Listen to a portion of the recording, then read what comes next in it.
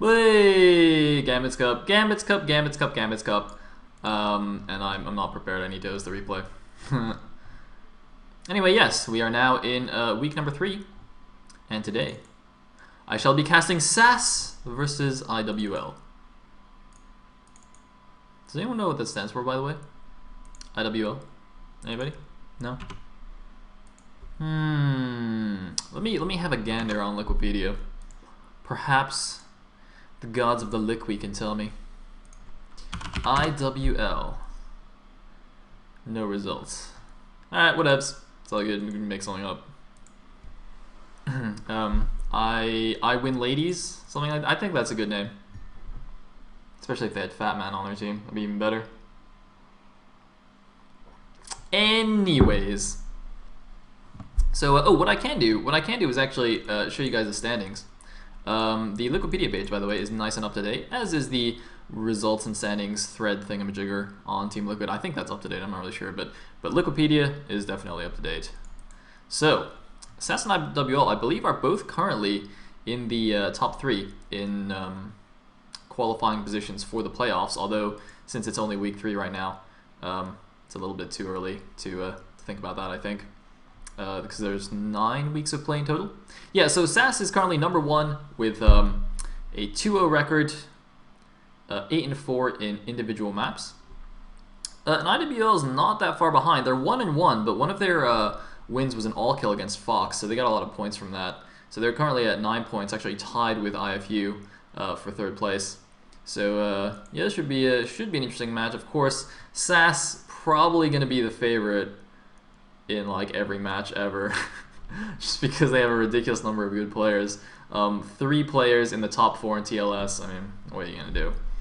But I mean, iwL has already pulled some pretty crazy, well, not really upsets, but pretty crazy matches. In their match against the Net Wars team, the Polish Net Wars team, they actually took it to an ace match.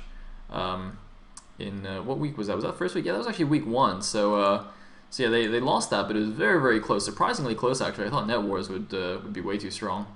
So I'm expecting good things from Team iwL. So with that, I think we should just go into the game. Oh, my mouse is still locked. Yes! Alright, so as you can see on the screen, the first match is going to be Mr. Skyline himself from Team SAS. Let me just get some game music going on. Alright, sweet. So yeah, it's going to be Skyline, our recent semi-finalist. Or, I don't know if that makes sense to say he's recent, but yeah, he was our TLS semi-finalist, our only non-Zerg in the semi-finals, in fact. I'm not going to spoil that match, just in case people haven't watched it. But there it is. So we got a handy-dandy odds here. So, yeah, so Skyline's going to be this guy. He's going to be the little Terran, bottom left.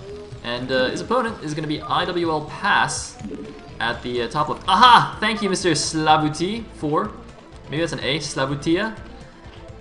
It's Insanity Without Limits. Alright, that's a significantly cooler name than the one I made up for them, so... Yeah, good job. Sweet. Alright, let me get some colors going. Doop-doop-doo. Okay, cool. So they were just chatting or something. Oh, it's not even English, so I was like, I hope I'm not missing entertaining BM, but then I can't even understand what they're saying anyway. Pretty sure that's Hungarian. I think they're both Hungarian players. Probably smack talking all day, but we don't actually know what they're saying. You guys can, I guess, fill in the blanks. Actually, I'm sure they're all friendly. So this map is Eye of the Storm. Is it Eye of the Storm? Yeah, I got it right for once. Yes, Eye of the Storm. All right, fantastic. Basically, the map pool for each week just kind of rotates one along. So, so Eye of the Storm is first map this week, and then next is gonna be Polaris Rhapsody, etc. And then next week Polaris will be first. But I think the ace match is always on Jade. That's kind of how this goes. And we got some 12 hatch in action going on versus it's a 1-racks, presumably 1-racks expand. No particular reason not to on this map. The choke is actually kind of not too hard to defend here, at least for Terran. It's kind of a pain in ZVP because it's like you get all these weird things where it's hard to make a good wall. But that's fine. Anyway, so SCV's doing a good old scout. Mr. Drone's not going to scout, but Pass should know that his opponent's down here. Maybe a little bit careful with this Overload, though. Yeah, he's going to turn back now. You don't want to wander over here and just get killed by the first Marine. That'd be a little bit embarrassing. And by embarrassing, I mean terrible, because you just like lose the game instantly. Not really, but it's really bad.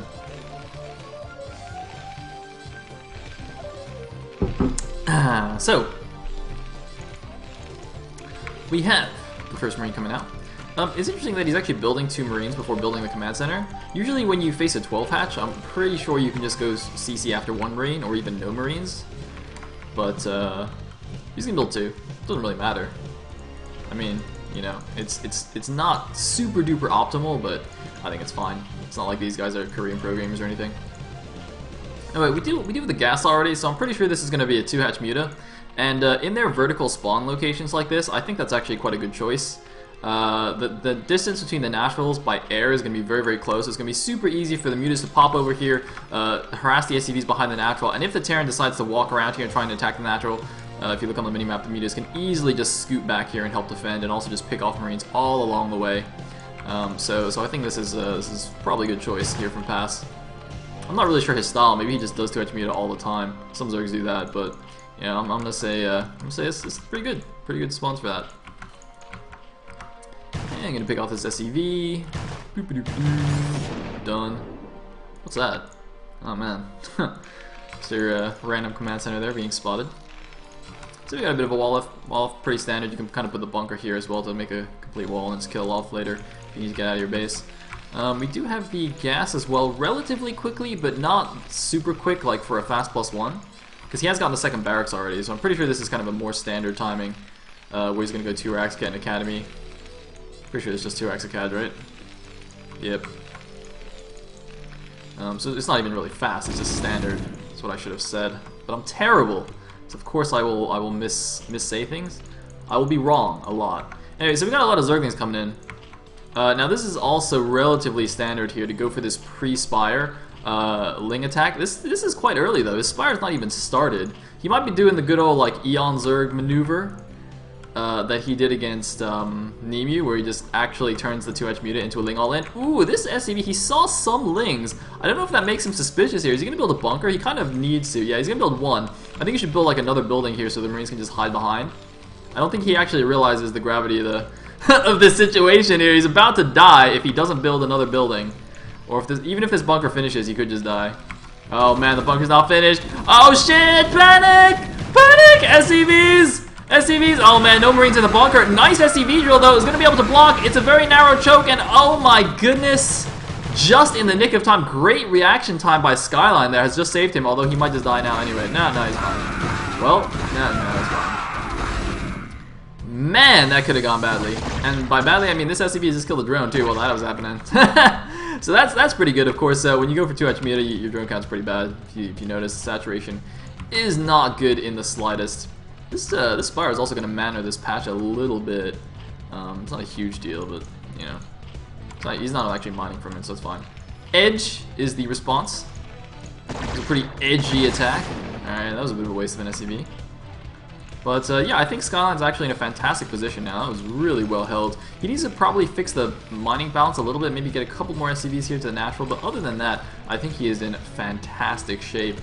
Now the question is how well he holds off these Mutas. So we got the Mutas on the way. Any upgrade? Yep, we got a flyer attack as well. So going for that Muta harass. One day I will learn Hungarian and be able to tell you what that says. It's probably worth it, you know, since like so many top foreigners are Hungarian. I should probably learn Hungarian and Polish, not necessarily in that order. And then I'll be able to understand like 90% of what high-level foreigners talk about.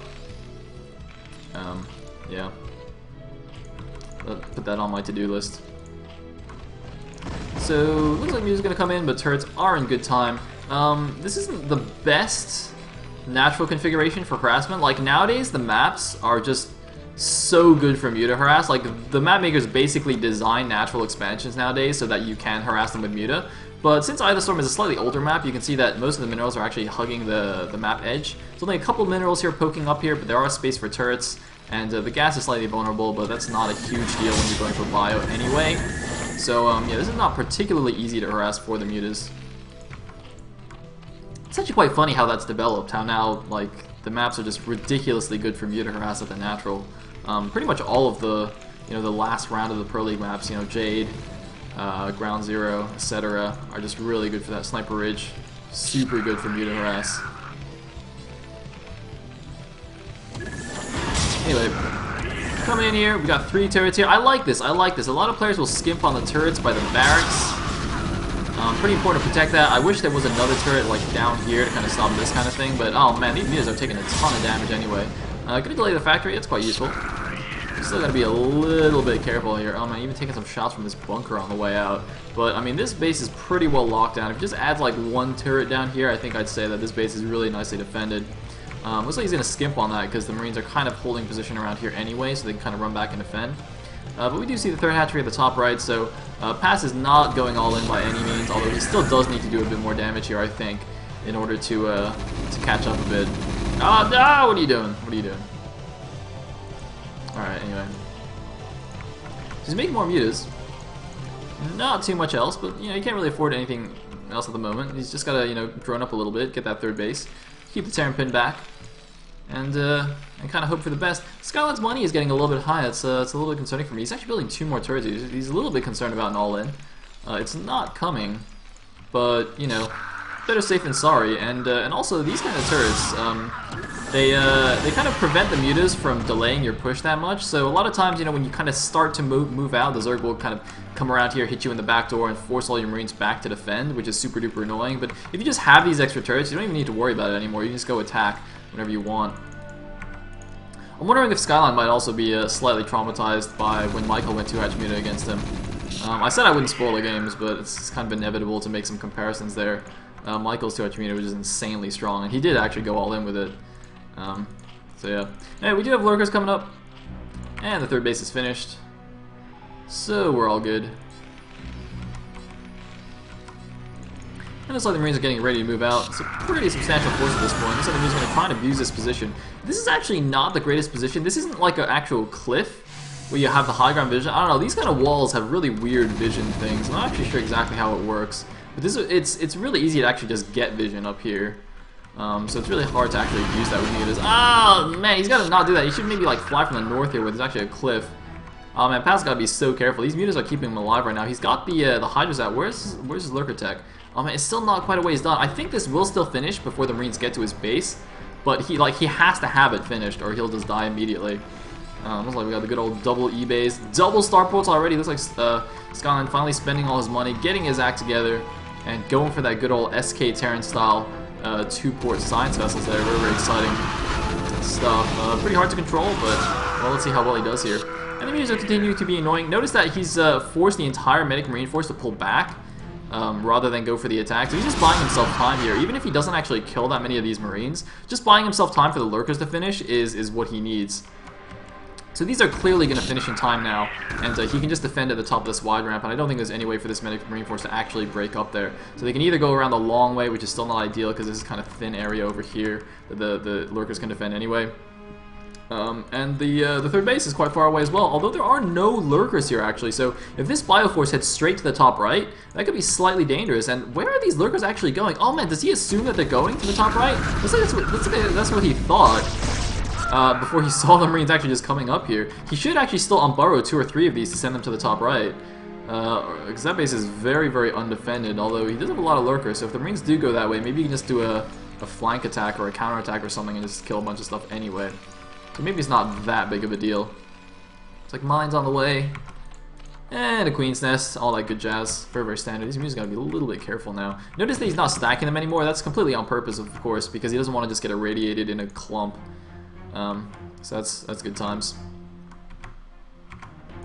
Anyway, there's like Marines now going up there, and here we go. Here's the flank attack. He's got to be a little bit careful. It doesn't have that many lings, actually. The mutas will tank some hits for the lurkers to get down, but without that much ling support, oh man, the attack is a little bit messed up, and wow, nice D-Matrix Marine there. Gonna kill off most of the lurkers, but it looks like most of the Marines are gonna go down as well. It's gonna be close here. There's 1 lurker remaining, and it looks like it's barely gonna go the Terran's way, but a few of the mutas do actually survive. Pass is actually not even slightly concerned. He's making another hatchery, and Skyline's actually not pressing the issue. He's just gonna pull back here with a few remaining forces. He knows that it's very easy for Zerg to do something like this, just spam Ling reinforcements, so it's a little bit risky for him to actually to continue there. You can see in all the eggs, he's just basically spamming Lings just to defend any kind of continued attack there.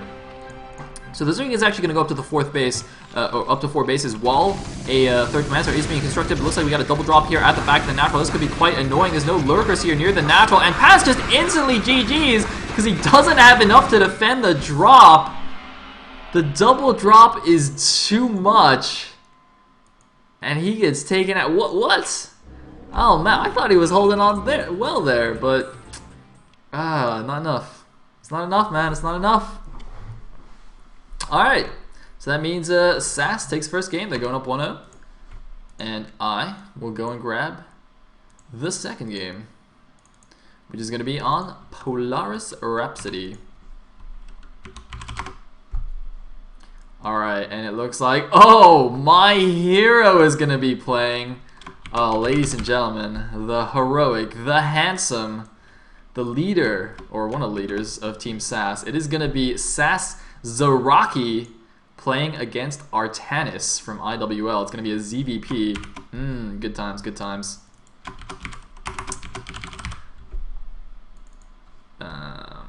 Artanis. Alright, good. So,